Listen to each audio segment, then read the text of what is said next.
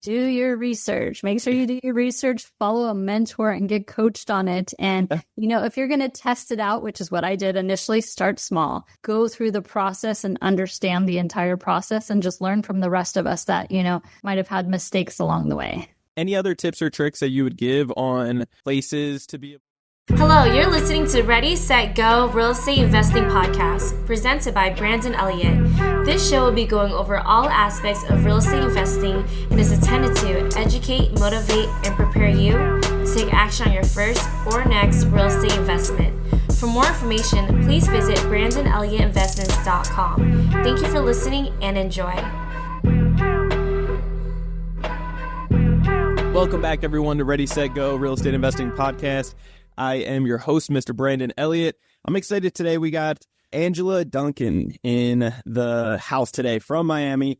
She is known as the Queen of Passive Investing, which I love. I want to hear more about it. Has a background in, career in banking and financial advising. Used to have one of the top 10 real estate owned offices, REI Max office. Sold it recently a couple years ago, but one of the top in the nation, which is awesome. Produced over $2 billion in the past of sales, which is incredible. But the last few years, especially, really been focusing on educating others, as well as focusing primarily as an investor herself in tax liens and tax deeds. So I want to kind of break that apart because I know there's non-performing, performing, and so forth. But Angela, for anybody out there that doesn't know more about who you are, where you're from, and your background, do you mind just giving that 30,000 foot view for the listeners? Yeah, absolutely. So I grew up in poverty. So here in the U.S., that meant welfare, Section 8 housing. And it took me a while to get to where I'm at today. So for the listeners, understand that it doesn't matter where you started in life or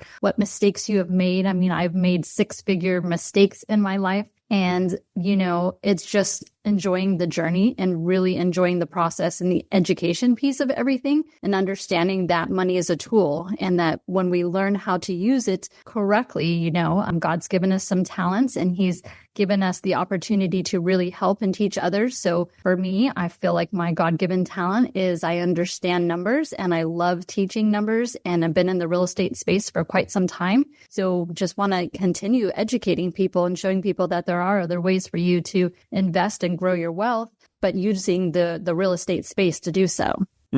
That's so good. I love it. So when did you get started in real estate? Yeah, I got started in my early 20s. I was pregnant with my daughter and I just wanted to have a home, right? I wanted to have a house over my head. I wanted to not rely on somebody else. I'd gone through some apartments that were not in great condition and landlords that weren't fixing things. And I wanted a space that I felt safe and comfortable with my daughter. But no one taught me about real estate. And I ended up buying a property in a part of San Diego in which Domino's Pizza would not even deliver. So learned a lot from that, but it was what I could afford at the time. So that was a great learning lesson for me. Would not recommend that to anyone who's looking to buy their first home. But that's kind of where I got my real estate bug and trying to learn this process about buying a home and then ultimately selling or investing in real estate really kind of piqued my interest. And I'm all about numbers. So working with investors for me early on was definitely the route. But understand, I also got my real estate license in 2006.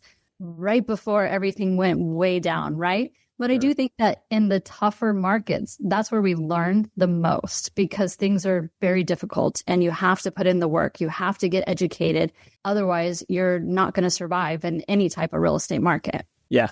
So was there any influence, friends, family, or anybody that actually was kind of pushing you towards real estate? Or it was just a necessity of you have a child now, you want to have a good roof over your head, and the experience that you had previously with other landlords, it wasn't up to par? Yeah, I believe that if you're going to find a career that you do a lot of research and find mentors. And so my ex-husband and I, he was in real estate first. I joined him and then we started to build out a team. We did everything we could that was free for advertising, right? Back then, Craigslist was amazing. We could door knock or hold open houses because we didn't have the money. But in doing the reps and doing the research and actually like practicing what we were learning, we learned so much information, and that really proved to be valuable for us as we grew our company. But I'm grateful that I had a partner in the business, but we had a coach. Real estate coach was so important. And I do believe no matter where I'm at in life, I'm always going to have a coach or a mentor that's helping teach me,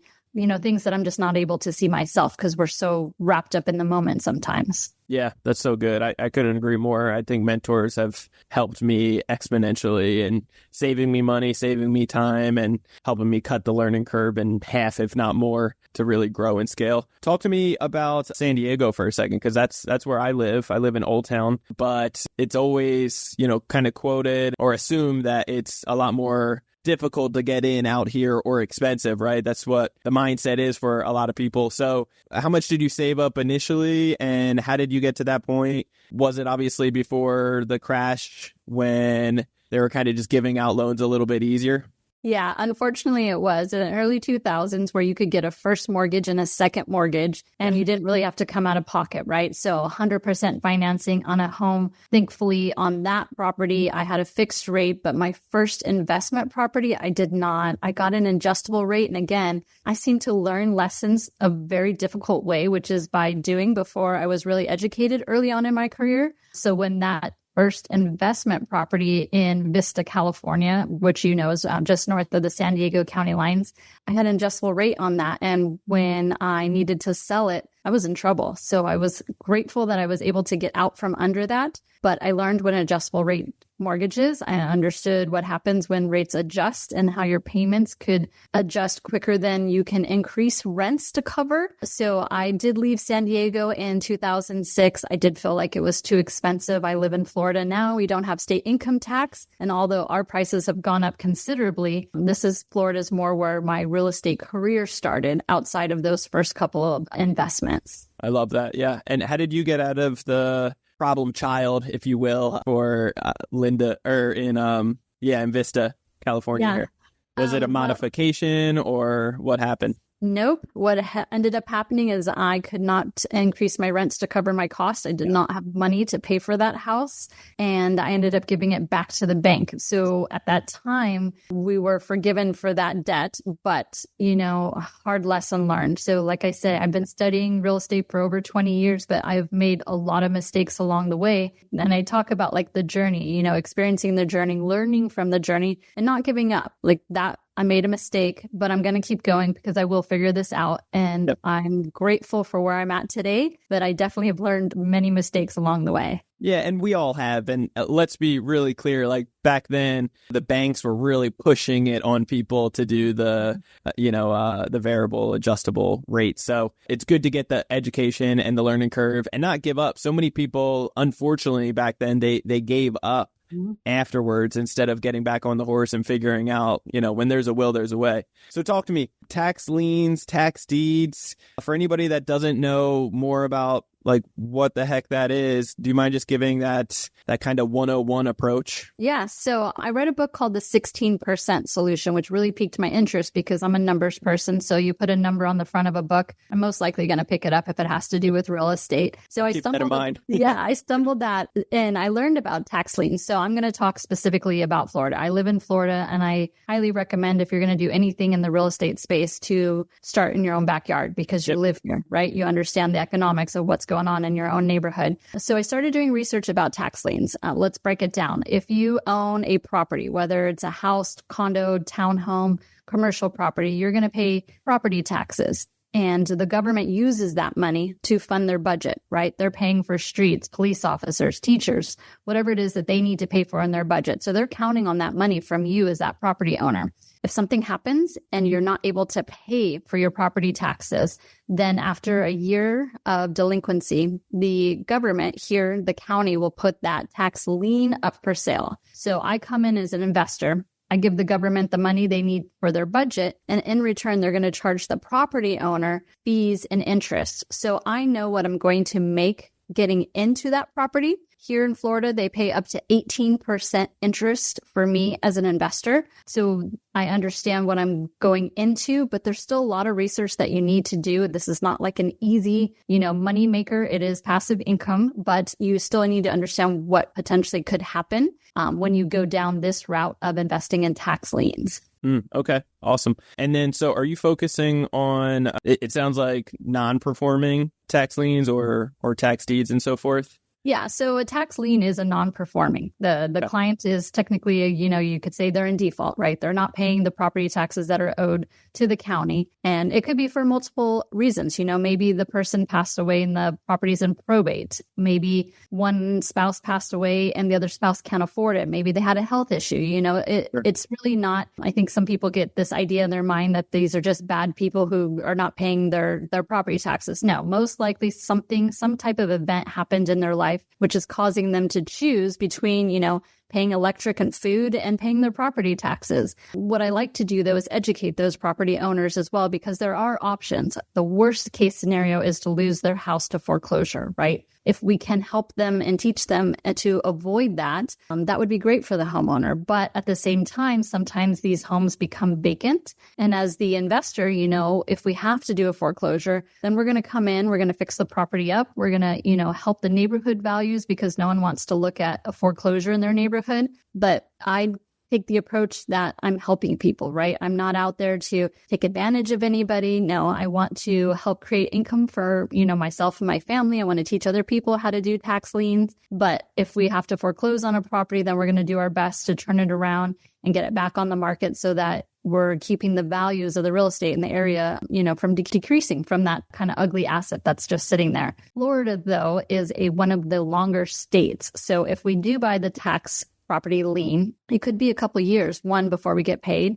And two, if I want to go down that foreclosure process, it may be 2 or 3 years before I can complete that. So that's why I say there's a lot of things that you need to understand within your own county, within your own state before getting into the space, so that you can understand best case scenario and worst case scenario for your, the money that you're working hard and now putting it into this type of vehicle. Have you looked into any other states for due diligence? I know you primarily focus on your backyard, but is there, for just reference, other examples of other states that are a lot faster or very long that people may want to kind of stay away from? Yeah. Well, understanding the difference. So what I described as a tax lien, right? Yep. It's you not paying your property taxes. Now let's take California, for example. California doesn't give that option. If you're not paying your property taxes and it reaches their period of time in which they allow, they're going to take the deed and then sell that deed in an auction. Alabama does the same. So some states do one or the other. Some of them do both. Florida will do both. But like states like Illinois will pay a higher interest rate to people coming in, depending on the time frame in which they get their money back.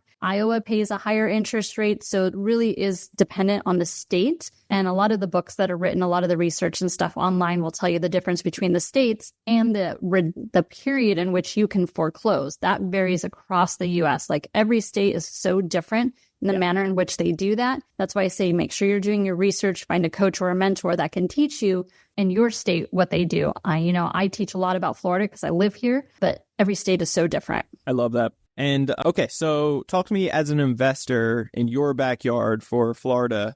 How would you come about this list? How would you purchase? And do you have to bid on some of these? Like, what does that look like as an investor? So in Florida, we get our property tax bill in November. If you pay it early, you get a 4% discount, and that discount goes down. It's technically due April 1st of the year. So if you haven't paid it and that 1 year has passed, then they're going to put it up on an online auction. And this is for the tax liens, right? So their tax lien auction goes up and it closes June 1st. So you've got time to research the properties. So some of the things I recommend is one, drive by, because if you ultimately have to own this asset, I want to know what it looks like. I don't want to own land, so I never bid on tax liens that is just land. I'm looking for homes primarily in, the average house price market, because then I know if I have to foreclose, hopefully we get a quick sale. So that's something I look at. Angela, sorry to cut you off. So why not land? Well, what am I going to do with land? Think about the amount of buyers that are available, right? Sure. I mean, there's so many things that could go wrong with the land. Maybe it's not buildable. Maybe there's a rare snake or turtle that I can't build on it at all. Maybe I think I'm getting this parcel, but I'm actually getting like a tiny sliver of the parcel next door. So I don't do land because for me, it's not an easy flip opportunity. So good. Yeah, that makes a lot of sense. That's really good to know. Sorry, keep going. Oh, that's okay. You also need to know how to do your due diligence as far as liens, right? So is there a mortgage attached? Did they replace the roof? And is there any code violations? So this is where the attorney or a good title agent comes in to be able to do the research and help you figure that out, because they have access to systems that me as a consumer may not have access to. And then determining how much, if I did foreclose, how much could it go for in today's market? Now, in the future, 2 to 3 years, it might be more, might be less, but I want to know what my numbers are now to understand if I had to foreclose, is there additional money that I could make on top of the interest that I'm going to make? So just going through that due diligence, it's probably going to cost you some time and some money. But once you have a good process down, this is once a year, right? So we're really only doing this bidding once a year. And then if I do buy the note and I am successful, it's a sit and wait, right? They're not going to pay you right away. When the government gets paid back, then you get paid back. But understanding that this could be tied up for a couple of years as well. So it needs to be money you can set aside and you're not needing in the near future. And understanding that it could be a couple year hold before you get your interest and your investment back. So in this situation, for those who kind of don't understand or never heard about this strategy, this is something that you're doing your due diligence. Is it kind of like once a year to see, or is it twice throughout the year that you're seeing when these are auctioned? It's once a year. So the auction is between April and June. Okay. And then so you get to see all of these available properties that you could start bidding on. If it's land, you're not going for it. There's a lot of variables that are out of your control that could make it more risky. Otherwise, you're going for properties that do make sense, that you're interested in. You're kind of running the numbers roughly to see, can you make $1 from it? And if so, then you are going to be buying the lien. And I'm curious, what do some of those prices kind of range from? But before you get into that, what it looks like afterwards, you buy the lien and you kind of just sit on it for a couple years potentially.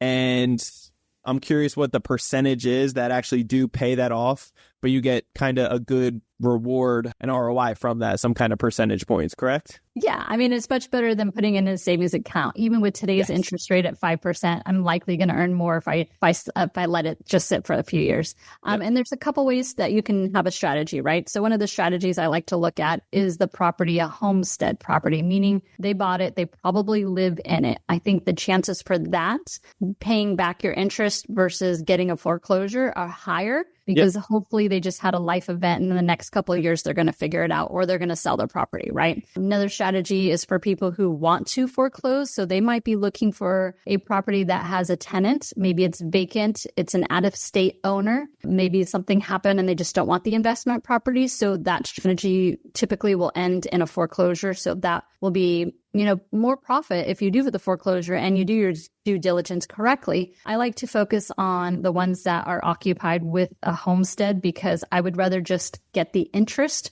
for the money that I'm giving to the government versus having a foreclosure and adding that extra process. For me, it's just easier to buy the tax lien and then get paid back my money plus interest in a year, maybe 2-3 years, versus having to go through the foreclosure process. Even though the foreclosure process could have a bigger return, I'm very conservative. I don't want to take that risk. So I'm looking for that homestead property.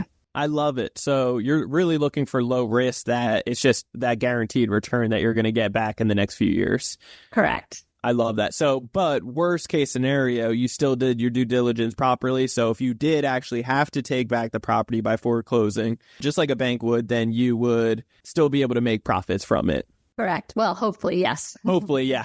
I want to hear about the horror stories in a moment, because I'm sure there may be a couple. So what are some of these notes look like? How much kind of price range should somebody anticipate when they're buying these tax liens? Yeah. So, I mean, I've seen property tax liens as low as $1,000. Depending on the price of the house, it could be several $1,000s. So I still try to keep within that mid range. I do avoid anything that's tied to an HOA. So if it's a condo, I want to avoid that because I have no idea what the HOA might charge in the end if I did have to foreclose. Even though the tax lien is in first position, you still might have liens that you're going to have to deal with later, right? So I don't want to deal with an HOA. So condos or townhomes that have an HOA, then those are things that I'm going to avoid as well. But yeah, I mean, there's not much in the real estate space that you can do with $1,000, right? So that's another reason why I like this lane is because we can start with a little bit less money in the beginning. And as you get more comfortable, get to know the process and the areas better, then you can kind of look for properties that have higher tax liens that you can,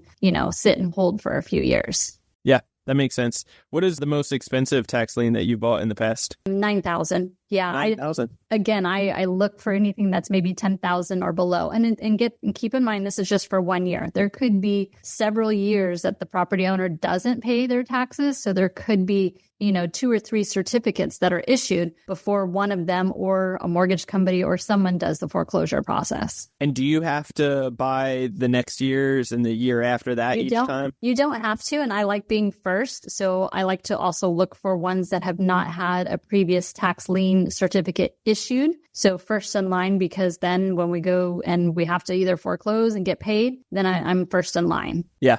And if you are first in line for the second and third year, do you prefer to get those as well when they pop up, or is it okay to just skip out on those? Yeah, it depends on how much the taxes go up. It depends on if I still see that homestead or, so I'm still going through that same due diligence process. If it makes sense for me, then yeah, I'll pick up the next couple of years knowing that I'm probably going to have to go through the foreclosure process. But if I don't have that first year, then I'm not looking at the next couple of years. Okay. And then what's the percentage of people that actually pay back within 1 year's time frame versus for 3? I have not had to foreclose yet. So Wow. Yeah, that's not to say it might not happen in the future, but my strategy is to find the properties that hopefully, according to what my research shows, will not go through that foreclosure process. So I haven't had to yet. I've had some of the people that I know have had gone through that. It's a little bit longer process. And so I've learned from them on just kind of being more conservative and looking for certain, criteria when I'm picking the properties that I'm bidding on. Okay. I love that. So typically you're getting your money back within the first year then? Typically 2 to 3 years. 2 to 3 years? Okay. Mm-hmm.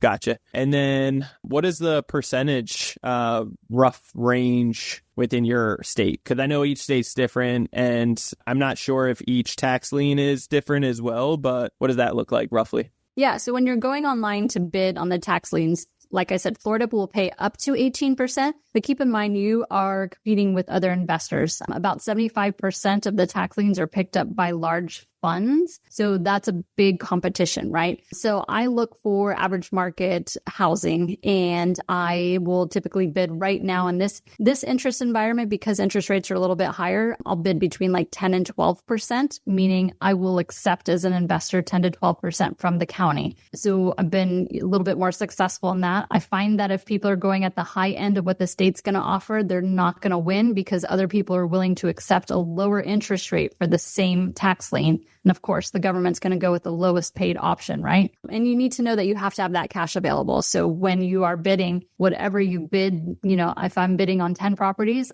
I have enough money to cover for all 10 properties because it is the government and they do want their money right away. So don't outbid what your, budget is for everything. Okay. So basically you have a bunch of competition online, other investors that are, and big hedge funds, I'm sure, that are looking to bid on these, and you guys can submit your offers of what you're okay with paying for it. So if it starts off at 18%, realistically, there's other people out there that are okay with 10 or 12. Yeah, absolutely. Okay. Gotcha. Okay. Well, this is good to know. I love all this. As far as some learning curves go, luckily you haven't had any foreclosures or anything like that. You've had some other stories of maybe some friends or mentees that have. What are some horror stories that you can either give examples from or stories of others possibly? Yeah. So I don't recommend borrowing to do this process. I know there are some smart ways that you can borrow for business and for other investment opportunities. This is not one of them because you don't know exactly when you might get your money back, right? So if you've got a credit card that's got 0%, or, you can, if rates go down and you can borrow against your house for, 4 or 5%, I don't recommend doing that for this type of vehicle because the unknown factor is when am I going to get my money back? So you don't know how much interest you're going to pay over those years that you're waiting. So don't borrow to do this. This should be money that you have set aside. This is just a piece of your puzzle of how you're creating wealth for you and your family. I've seen people borrow money at a lower interest rate, like take out a loan on their property a couple of years ago at like 3%, but now you're paying interest and you're in debt for something that will pay off at some time in the future. Not a good idea. Yeah, that's so good. And I'm a big credit guy. And so people listening, we have a lot of people listening that may be very one and the same, 0% interest credit cards, 6 to 24 months. They're thinking, hey, if I get a card 18 months, 0% interest, I could put this to work. It's something that, full disclosure, you don't know when you're going to get paid out. It could be multiple years. And then even with a foreclosure, if you have to remodel, it's going to cost more money and so forth. So you're going to definitely want to be wise about that. Are these guaranteed returns, or is there any chance? All investing, there's no guarantees, right? We're not guaranteed tomorrow. So what does it look like when you're buying these from the government who's managing our money poorly right now? So what does that look like? Yes, there's absolutely no guarantees in anything. If the county of Miami-Dade, where I live, right, if they decide to file bankruptcy, well, all debts go to the court, right? But when you think about the hierarchy, right? So if you look at a property, say it's got a mortgage on it, say some roofer put a lien on it, they owe taxes to the IRS and they owe property taxes. Well, IRS comes first. Yep. That was the government. Property taxes come second. The loan actually comes third. So it's important for you to understand that, but you also need to understand the process if you have to foreclose. So while the loan is second to the property taxes, that could follow the owner of the property. It also could, hold up your process in the foreclosure. So while the tax lien does come first in that line, because it is the government, you need to understand what the process looks like in the county in which you are buying that tax lien.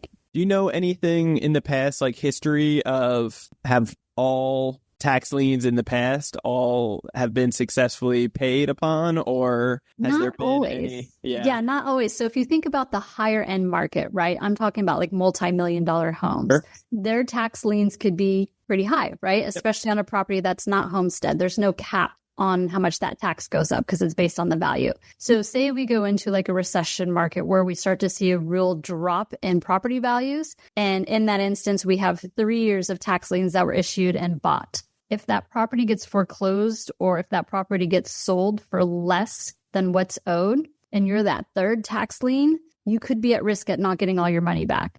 So that's where the non-guarantee comes in, because that's, again, why I go after that first year. I don't want to risk going after that second and third year because I don't know what will happen to that property in the future, and why I also stick to the middle market. I don't want to risk, bigger reward. Sure, 10, 12% on, 10, 20, 30,000 is great, but I'm also taking on more risk when I hit that higher end market.